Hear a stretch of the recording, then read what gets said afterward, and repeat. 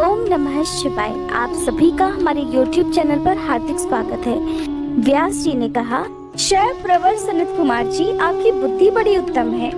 आप सर्वज्ञ हैं। तात, आपने परमेश्वर शिव की जो कथा सुनाई है वह तो अत्यंत अद्भुत है। अब बुद्धिमान विश्वकर्मा ने शिव जी के लिए जिस देवमय और परमोत्कृष्ट दिव्य रथ का निर्माण किया था उसका भी वर्णन कीजिए। श्री सूत जी कहते हैं, मुने, व्यास जी की ये बात सुनकर मुनीश्वर सनत कुमार शिव जी के चरण कमलों का स्मरण करके बोले। सनत कुमार जी ने कहा, महाबुद्धिमान मुनिवर व्यास जी, मैं शिव जी के पाद पद्मों का स्मरण करके अपनी बुद्धि के अनुसार रथ के निर्माण की कथा का वर्णन करता हूँ, ध्यान पूर्वक सुनो। फिर विश्वकर्मा ने रुद्रदेव के लिए बड़े यत्न से आदर पूर्वक सर्वलोक में दिव्य रथ की रचना की। वह सर्वसम्मत तथा सर्वभूतमय रथ स्वर्ण का बना हुआ था। उसके दाहिने चक्र में सूर्य और वाम चक्र में चंद्रमा विराजमान थे। दाहिने चक्र में 12 अरे लगे हुए थे, जिनमें 12 सूर्य प्रतिष्ठित थे, और बायां पहिया 16 अरों से युक्त था, जिनमें चंद्रमा की 16 कलाएं विराजमान थी। उत्तम व्रत का पालन करने वाले हे विपेंद्र, अश्विनी आदि सभी 27 नक्षत्र भी उस वाम चक्र की ही शोभा बढ़ा रहे थे। सभी 6 ऋतुएं उन दोनों पहियों की नेमी बनी। अंतरिक्ष रथ का अग्रभाग हुआ और मंदराचल ने रथ की बैठक का स्थान ग्रहण किया। उदयाचल और अस्ताचल ये दोनों उस रथ के कुबर हुए। महामेरु अधिष्ठान हुआ और शाखा पर्वत उसके आश्रय स्थान हुए। काष्ठाएं उसका घोड़ा, क्षण अक्षदंड और लव ईशादंड हुए। इस प्रकार उसका ईशादंड बुद्धि, नडबल, अहंकार, कोना और पंच महाभूत उसका बल थे। मुनि श्रेष्ठ इंद्रियों उसे चारों ओर से विभूषित कर रही थी। उस समय वेदों के 6 अंग ही उसके भूषण और पुराण, न्याय, मीमांसा तथा धर्मशास्त्र उपभूषण हुए। संपूर्ण शुभ लक्षणों से युक्त बल संपन्न श्रेष्ठ मंत्र घंटा के स्थापन हुए और वर्ण तथा आश्रम उसके पाद बने।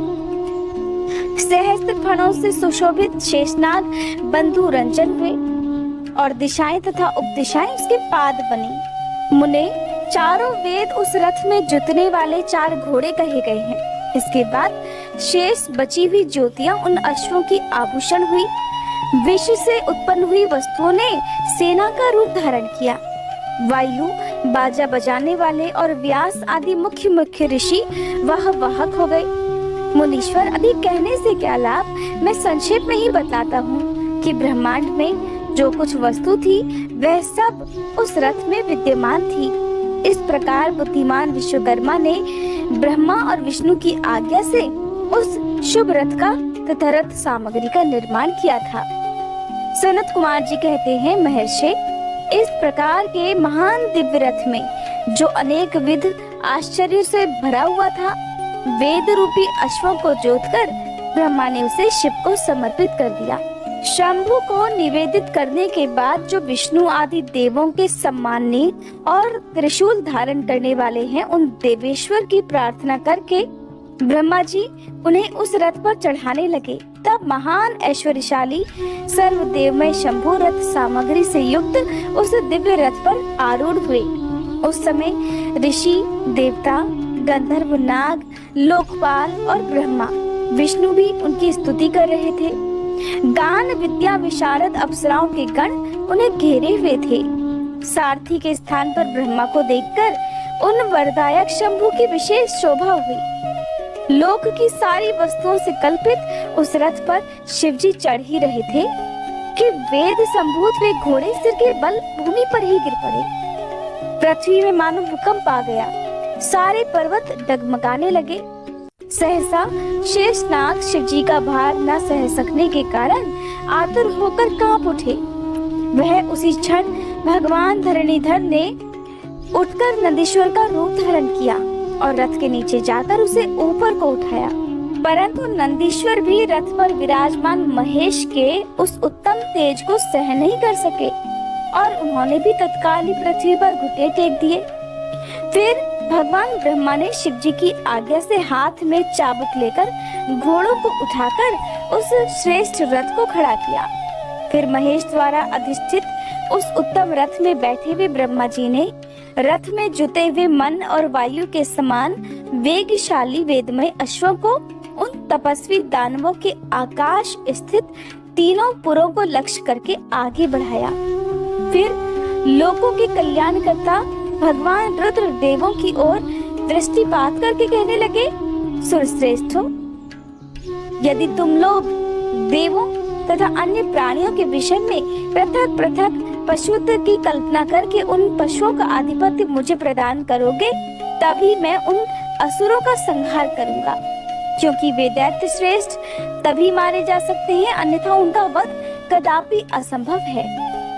सनत कुमार जी कहने लगे, मुने, अगाध बुद्धि संपन्न देवाधिदेव भगवान शंकर की ये बात सुनकर सभी देवता पशुत्व के प्रति सशंकित हो उठे, जिससे उनका मन खिन्न हो गया।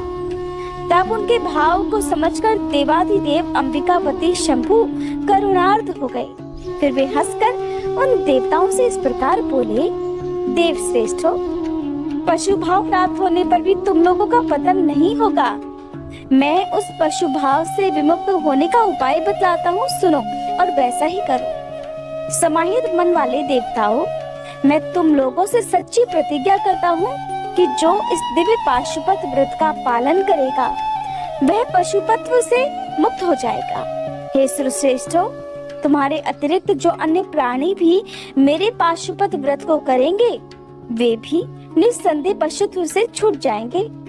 जो नैष्ठिक ब्रह्मचर्य का पालन करते हुए 12 वर्ष तक, 6 वर्ष तक अथवा 3 वर्ष तक मेरी सेवा करेगा अथवा कराएगा, वह पशुत्व से विमुक्त हो जाएगा। इसलिए श्रेष्ठ देवताओं, तुम लोग भी जब इस परमोत्कृष्ट दिव्य व्रत का पालन करोगे तो उसी समय पशुत्व से मुक्त हो जाओगे, इसमें कोई भी संशय नहीं है। सनत कुमार जी कहते हैं, महर्षि, परमात्मा महेश्वर का वचन सुनकर विष्णु आदि देवताओं ने कहा, तथेति, बहुत अच्छा, ऐसा ही होगा। इसलिए बड़े बड़े देवता तथा असुर भगवान शंकर के पशु बने और पशुत्व रूपी पाश से विमुक्त करने वाले रुद्र पशुपति हो गए। तभी से महेश्वर का पशुपति ये नाम विश्व में प्रख्यात हो गया। ये नाम समस्त लोकों में कल्याण प्रदान करने वाला है। उस समय संपूर्ण देवता तथा ऋषि हर्ष मगन होकर जय जयकार करने लगे और देवेश्वर ब्रह्मा, विष्णु तथा अन्य प्राणी भी परमानंद मगन हो गए। उस अवसर पर महात्मा शिव का जैसा रूप प्रकट हुआ था, उसका वर्णन तो सैकड़ों वर्षों में भी नहीं हो सकता। फिर जो शिवा तथा संपूर्ण जगत के स्वामी और संपूर्ण प्राणियों के सुख प्रदान करने वाले हैं, वे महेश्वर यह सुसज्जित होकर त्रिपुर का संहार करने के लिए प्रस्थान करने लगे। जिस समय देवाधिदेव महादेव त्रिपुर का विनाश करने के लिए चले, उस अवसर पर देवराज आदि सभी प्रधान देवता भी उनके साथ ही प्रस्थान कर गए। पर्वत के समान विशालकाय उन सुरेश्वरों का मन प्रसन्न था। वे सूर्य के समान प्रकाशित हो रहे थे और वे सभी हाथों में हल, शाल, मूसल, भुशुंडी और नाना प्रकार के पर्वत जैसे विशाल आयुधों को धारण करके हाथी, घोड़े, सिंह, रथ और बैलों पर सवार होकर चल रहे थे। उस समय जिनके शरीर परम प्रकाशमान थे और मन महान उत्साह से संपन्न था तथा जो नाना प्रकार के अस्त्र शस्त्रों से सुसज्जित थे, वे इंद्र, ब्रह्मा और विष्णु आदि देव शंभु की जय जयकार बोलते हुए महेश्वर के आगे आगे चल दिए। सभी दंडी और जटाधारी मुनि हर्ष मनाने लगे और आकाशचारी सिद्ध तथा चारण पुष्पों की वर्षा करने लगे। हे विपेंद्र, त्रिपुर की यात्रा करते समय जितने गणेश्वर शिव जी के साथ थे, उनकी गणना करके कौन पार पा सकता है। फिर भी मैं कुछ का वर्णन अवश्य करता हूँ। योगिन, समस्त गणराजों में श्रेष्ठ भृंगी गणेश्वरों तथा देवगणों से घिरकर विमान पर आरूढ़ होकर महेंद्र की भांति त्रिपुर का विनाश करने के लिए चले। उनके साथ साथ केश, विगतवास, महाकेश, महाज्वर, सोमवल्ली, सवर्ण, सोमप, सूर्याक्ष, सूर्यनामा, सूर्यवर्चा, सुर, सुंदर, प्रस्कंद, कुदर, चंड, कंपन, अतिकंपन, इंद्र, यंता, हिमकर, शताक्ष, पंचाक्ष, महोदर, त्रिशिक, अहंकार कारक, अज्रवक्त्र, अष्टवक्त्र और अर्धवक्त्र आदि बहुत से अप्रमेय बलशाली वीर गणाध्यक्ष लक्ष्य लक्षण की परवाह न करते हुए महेश्वर को घेर कर चल रहे थे। व्यास जी फिर महादेव शंभु संपूर्ण सामग्रियों सहित उस रथ पर स्थित होकर उन सुरद्रोहियों के तीनों पुरों को पूर्णतया दग्ध करने के लिए तत्पर हो गए। उन्होंने रथ के शीर्ष स्थान पर स्थित होकर उस महान अद्भुत धनुष पर प्रत्यंचा चढ़ाई और उस पर उत्तम बाण का संधान करके वे रोषावेश से होठों को चाटने लगे। फिर धनुष की मूठ को दृढ़ता पूर्वक पकड़कर और दृष्टि में दृष्टि मिलाकर वे वहां अचल भाव से खड़े हो गए। परंतु उनके अंगूठे के अग्रभाग में स्थित होकर गणेश निरंतर पीड़ा ही पहुंचाते रहे, जिससे वे तीनों पुर त्रिशूलधारी शंकर का लक्ष्य नहीं बन सके।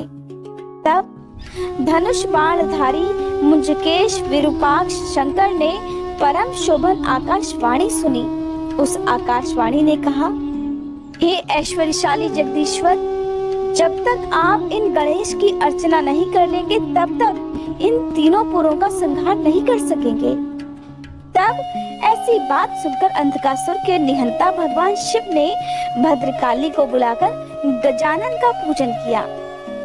जब हर्ष पूर्वक विधि विधान सहित अग्रभाग में स्थित उन विनायक जी की पूजा की गई तब वे प्रसन्न हो गए। फिर तो भगवान शंकर को उन तारक पुत्र महामनस्वी दैत्यों के तीनों नगर यथोक्त रूप से आकाश में स्थित खड़े हुए दिखाई दिए। इस विषय में कुछ लोग ऐसा भी कहते हैं कि जब शिवजी स्वयं स्वतंत्र परब्रह्म सगुण निर्गुण सबके द्वारा अलक्ष्य स्वामी परमात्मा पंचदेवमय पंचदेवों के उपास्य और परात्पर प्रभु है, वे ही सबके उपास्य हैं, उनका उपास्य कोई नहीं है, तब सबके वंदनीय पर ब्रह्म स्वरूप उन देवेश्वर महेश्वर के विषय में ये बात तो उचित नहीं जान पड़ती है कि उनकी कार्य सिद्धि अन्य की कृपा पर अवलंबित हो। परंतु मुने उन देवादिदेव वरदानी महेश्वर के चरित्र में लीलावश सब कुछ घटित हो सकता है। इसलिए इस प्रकार जब गजानन का पूजन करके महादेव जी स्थित हुए तब वे तीनों पुर कालवश शीघ्र ही एकता को प्राप्त हो गए। मुने उन त्रिपुरों के परस्पर मिलकर एक हो जाने पर महान आत्मबल से संपन्न देवताओं को महान हर्ष हुआ।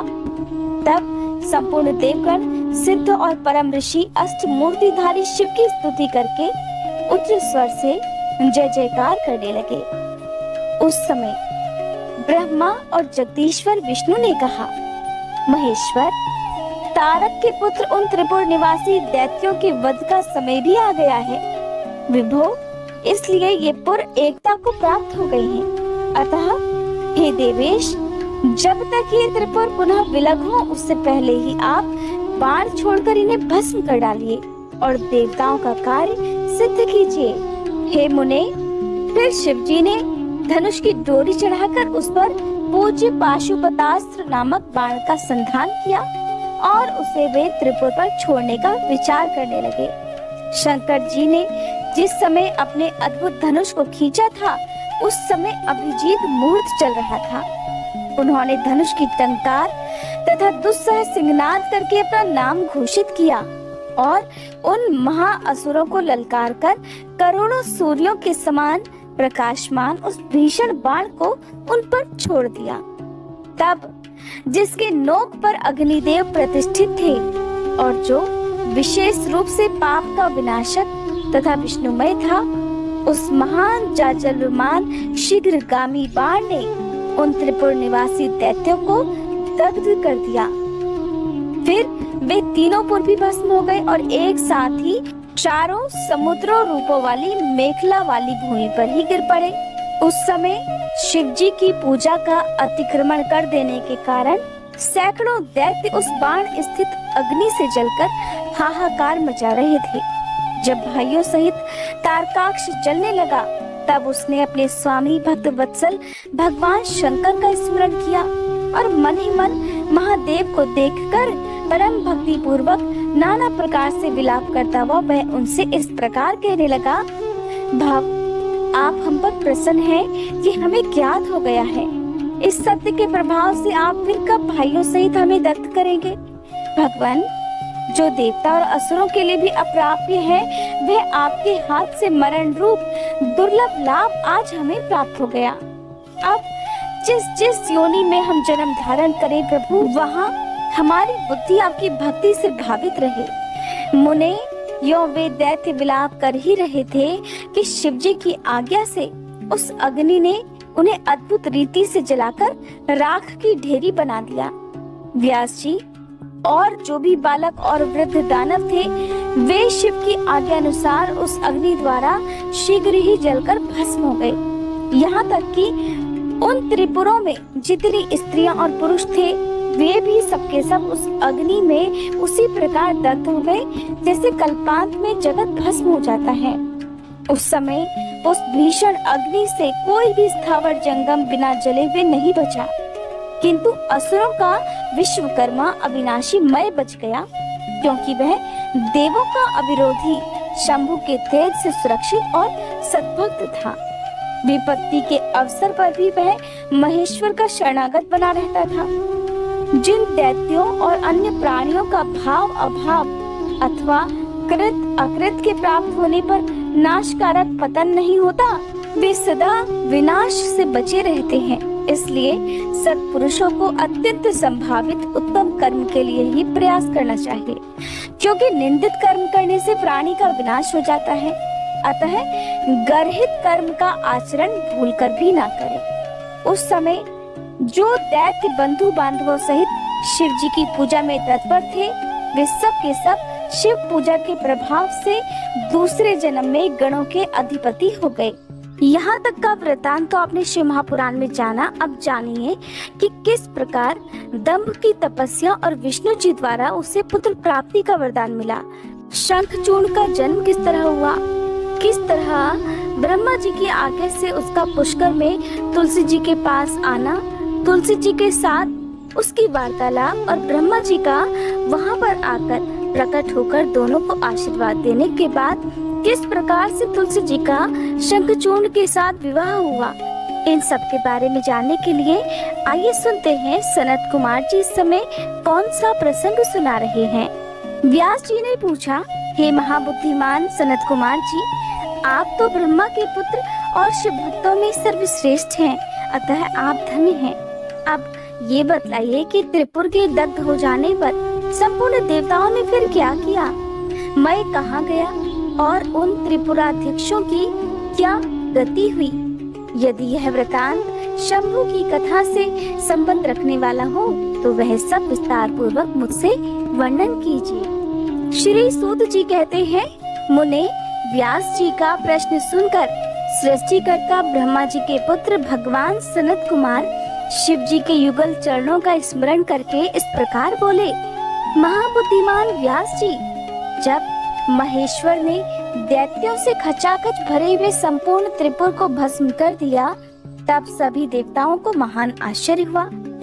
उस समय शंकर जी के महान भयंकर रौद्र रूप को, जो करोड़ों सूर्यों के समान प्रकाशमान और प्रलयकालीन अग्नि की भांति तेजस्वी था और जिसके तेज से दसों दिशाएं प्रज्वलित सी दिख रही थी, देखकर साथ ही हिमाचल पुत्री पार्वती देवी की ओर दृष्टिपात करके संपूर्ण देवता भयभीत हो गए।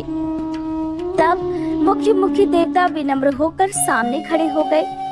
उस अवसर पर बड़े बड़े ऋषि भी देवताओं की वाहिनी को भयभीत देखकर खड़े ही रह गए, कुछ बोल ही नहीं सके। वे चारों ओर से शंभु को प्रणाम करने लगे। फिर ब्रह्मा जी भी शिव जी के उस रूप को देखकर भयग्रस्त हो गए।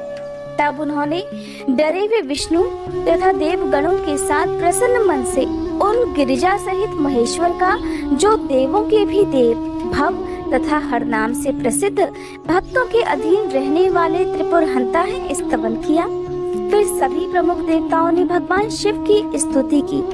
इस प्रकार स्तुति किए जाने पर लोगों के कल्याण करता शंकर जी प्रसन्न होकर बोले, ब्रह्मा, विष्णु और देवगण, मैं तुम लोगों पर विशेष रूप से प्रसन्न हूँ। अतः अब तुम सभी विचार करके अपने मनोवांछित वर मांग लो। सनत कुमार जी कहते हैं, मुनि श्रेष्ठ, शिव जी द्वारा कहे हुए वचन को सुनकर सभी देवताओं का मन प्रसन्नता से खिल उठा।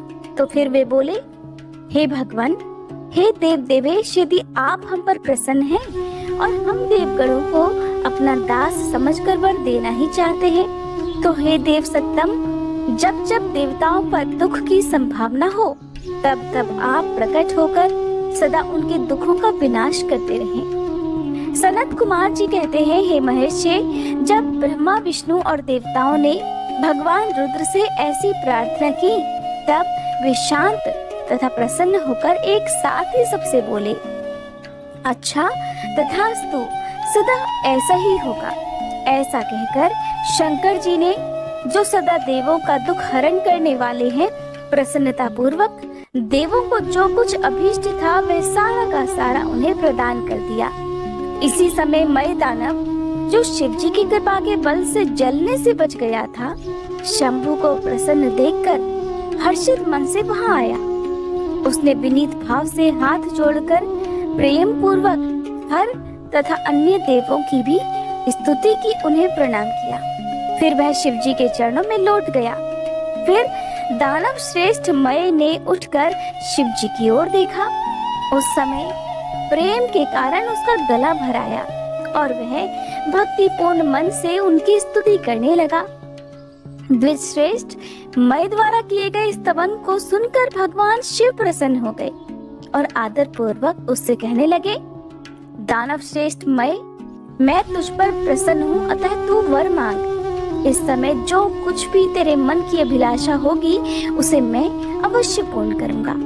सनत कुमार जी कहते हैं, मुने, शंभु के इस मंगलमय वचन को सुनकर दानव श्रेष्ठ मय ने अंजलि बांधकर विनम्र हो उन प्रभु के चरणों में नमस्कार करके कहा, देवाधिदेव महादेव, यदि आप मुझ पर प्रसन्न हैं और मुझे वर पाने का अधिकारी समझते हैं, तो अपनी शाश्वती भक्ति प्रदान कीजिए। परमेश्वर, मैं सदा अपने भक्तों से मित्रता रखूं, दीनों पर सदा मेरा दया भाव बना रहे और अन्यान्य दुष्ट प्राणियों की मैं उपेक्षा करता रहूं। हे महेश्वर, कभी भी मुझ में आसुर भाव का उदय ना हो। हे नाथ, निरंतर आपके शुभ भजन में तल्लीन रहकर मैं निर्भय बना रहूं। सनत कुमार जी कहते हैं, व्यास जी, शंकर तो सबके स्वामी और भक्तवत्सल हैं। मय ने जब इस प्रकार उन परमेश्वर की प्रार्थना की, तब वे प्रसन्न होकर मय से बोले, दानव सत्तम, तू मेरा भक्त है, तुझ में कोई भी विकार नहीं है, अतः तू धन्य है। अब मैं तेरा जो कुछ भी अभीष्ट वर है वह सारा का सारा तुझे प्रदान करता हूँ।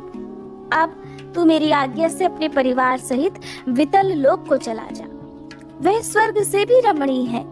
तू वहाँ प्रसन्न मन से मेरा भजन करते हुए निर्भय होकर निवास कर। मेरी आज्ञा से कभी भी तुझ में आसुर भाव का प्रकट नहीं होगा। सनत कुमार जी कहते हैं, मुने, मैंने महात्मा शंकर की उस आज्ञा को सिर झुकाकर स्वीकार किया और उन्हें तथा अन्यान्य देवों को भी प्रणाम करके वह वितल लोक को चला गया।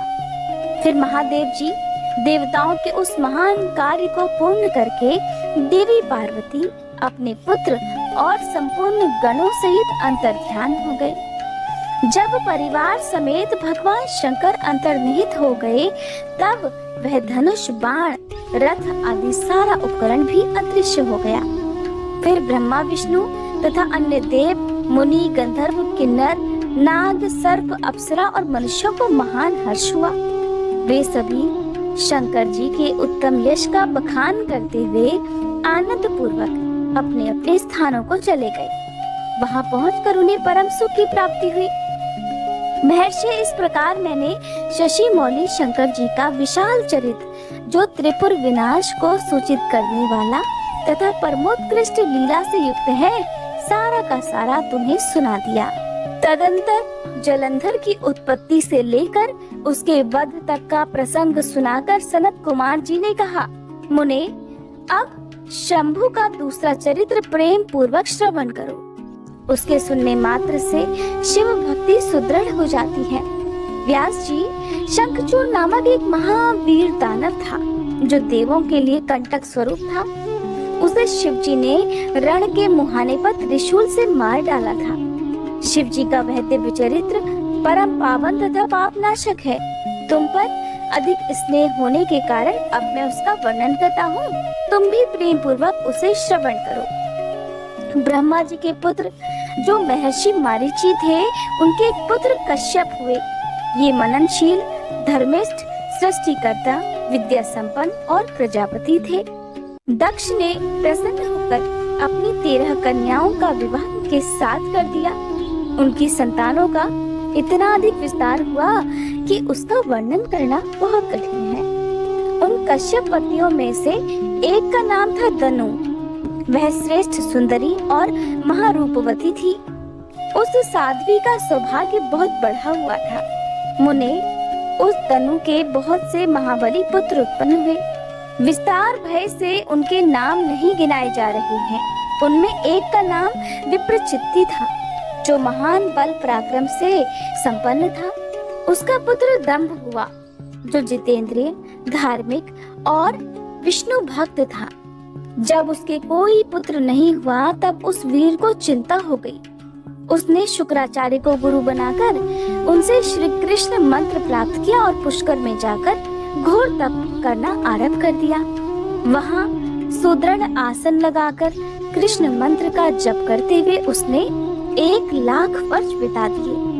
तब उस तपस्वी के मस्तक से एक जाजल विमान तेज निकलकर सर्वत्र व्याप्त हो गया।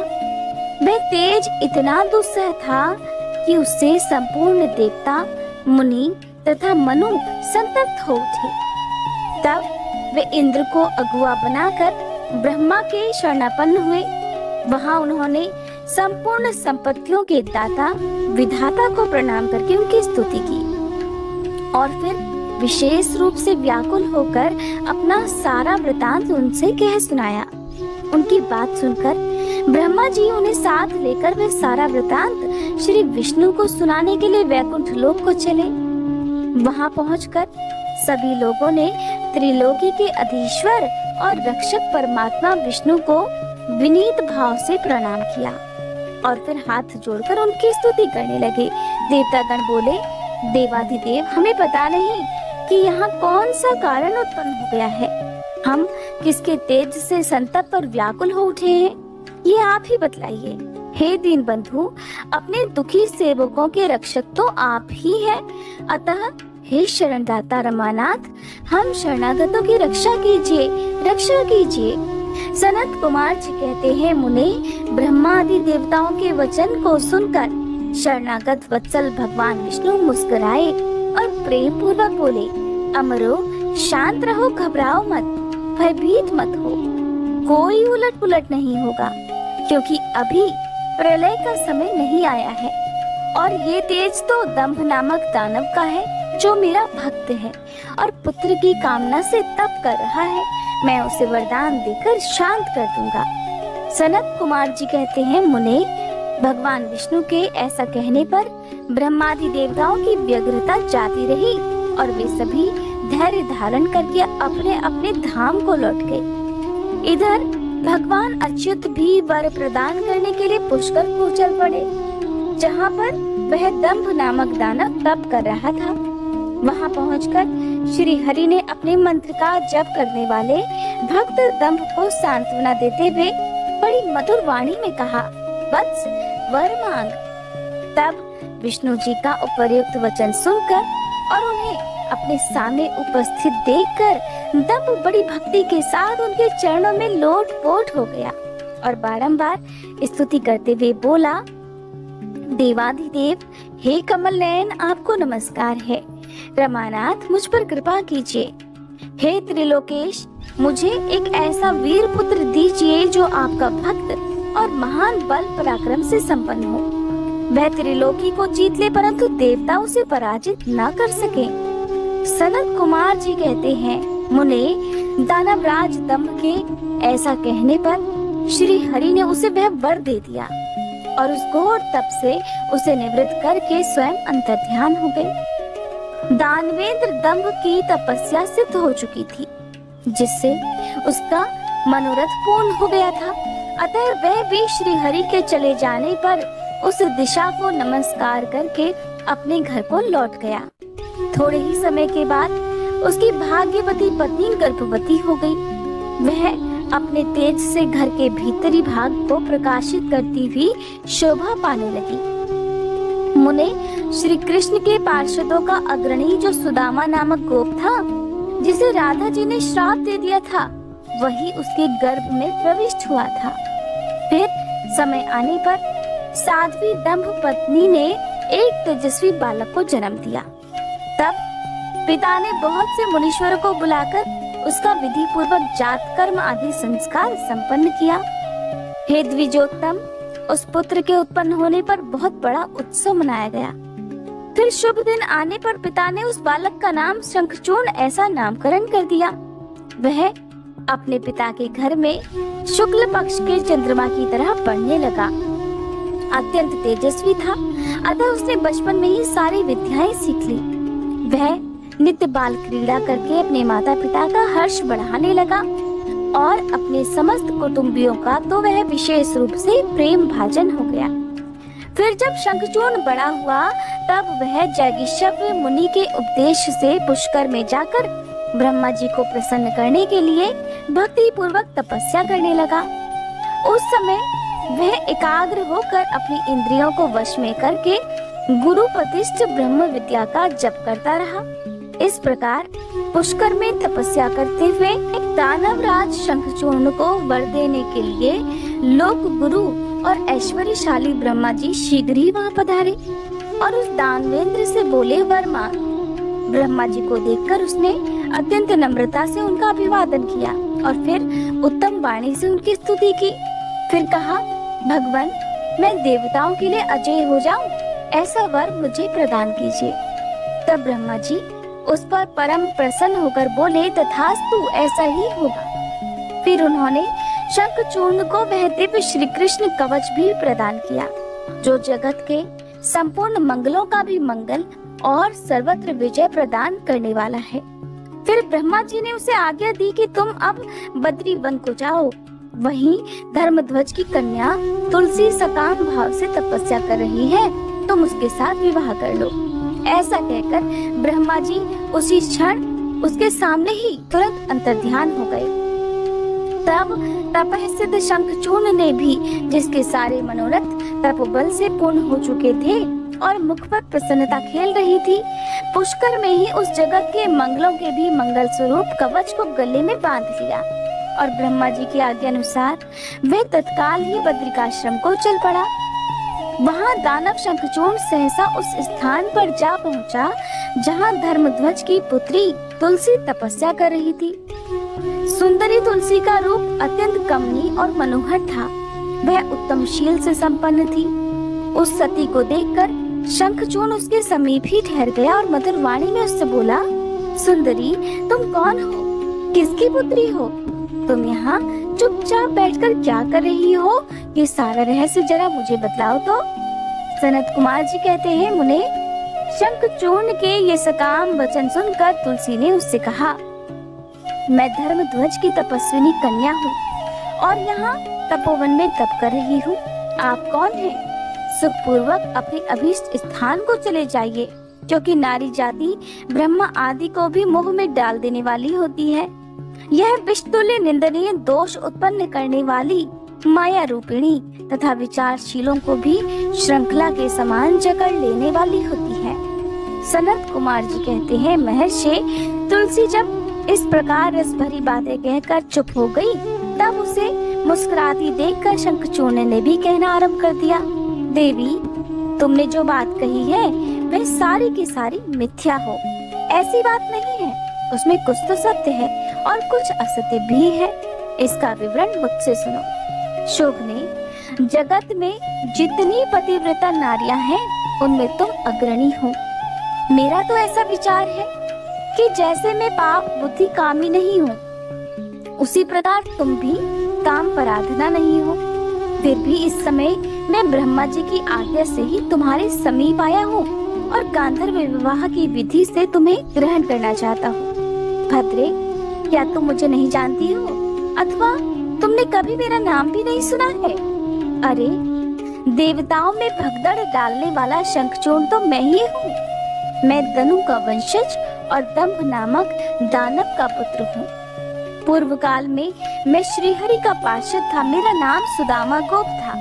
उस समय मैं राधिका जी के शाप से दानवराज शंखचूर्ण होकर ही उत्पन्न हुआ हूँ। ये सारी बातें मुझे ज्ञात हैं, क्योंकि श्री कृष्ण के प्रभाव से मुझे अपने पूर्व जन्म का स्मरण बना हुआ है। सनत कुमार जी कहते हैं, मुने, तुलसी के समक्ष ऐसा कहकर शंखचूर्ण मौन हो गया। जब दानवराज ने आदर पूर्वक तुलसी से ऐसा सत्य वचन कहा, तब वह परम प्रसन्न हुई और मुस्कुराकर कहने लगी, भद्र पुरुष, आज आपने अपने सात्विक विचार से मुझे पराजित कर दिया है। जो पुरुष स्त्री द्वारा परास्त न हो सके, वह संसार में धन्यवाद का पात्र है, क्योंकि जिसे स्त्री जीत लेती है वह पुरुष सदाचारी होते हुए भी सदा अपवित्र बना रहता है। देवता, पितर और समस्त मानव उसकी निंदा किया करते हैं। जनना शौच तथा मरना शौच में ब्राह्मण 10 दिनों में, क्षत्रिय 12 दिनों में और वैश्य 15 दिनों में शुद्ध हो जाता है तथा शूद्र की शुद्धि 1 मास में हो जाती है, ऐसा वेद का अनुशासन है। परंतु स्त्री से पराजित हुए पुरुष की शुद्धि चितादाह के अतिरिक्त अन्य किसी प्रकार से संभव ही नहीं है। इसी कारण उसके पितर उसके द्वारा दिए गए पिंड तर्पण आदि को इच्छा पूर्वक ग्रहण भी नहीं करते। यहाँ तक कि देवता भी उसके द्वारा अर्पित किए गए पुष्प फल आदि को स्वीकार नहीं करते।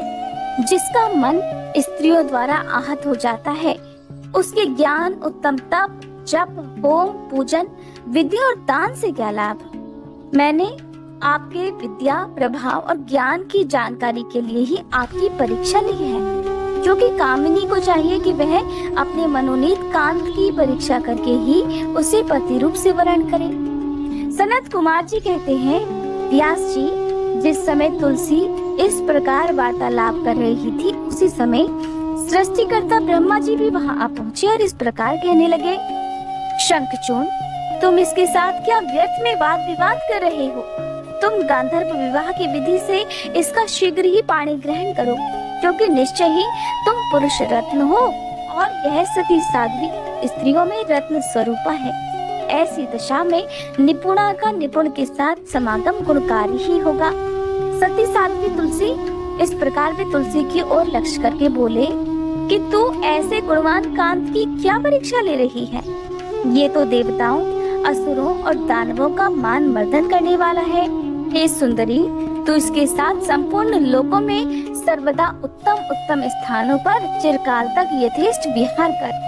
शरीरांत होने पर यह पुनः गोलोक में श्री कृष्ण को ही प्राप्त होगा और इसकी मृत्यु हो जाने पर तू भी वैकुंठ में चतुर्भुज भगवान को प्राप्त करेगी। सनत कुमार जी कहते हैं, मुने, इस प्रकार आशीर्वाद देकर ब्रह्मा अपने धाम को चले गए। तब दानव शंखचूर्ण ने गांधर्व विवाह की विधि से तुलसी का पाणी ग्रहण किया और तुलसी के साथ इस प्रकार विवाह करके वह अपने पिता के स्थान को चला गया और मनोरम भवन में उस रमणी के साथ विहार करने लगा। जय भोलेनाथ। उम्मीद करती हूँ आज की ये वीडियो आपको पसंद आई होगी।